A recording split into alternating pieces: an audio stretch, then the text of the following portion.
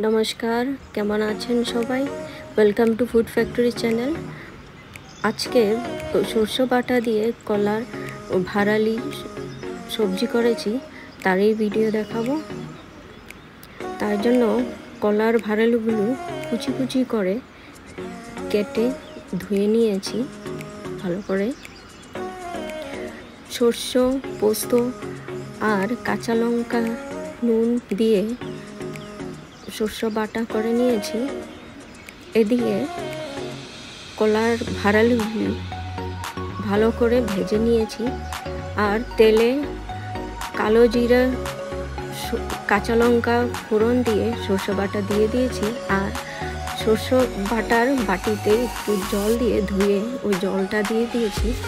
জলটা একটু ফুটার পর কলার ভারালিগুলো দিয়ে দিয়েছি।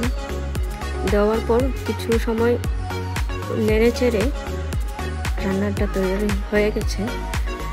ভিডিওটা ভালো লাগলে লাইক করবেন, শেয়ার করবেন আর সাবস্ক্রাইব করে বেল আইকনটা প্রেস করবেন।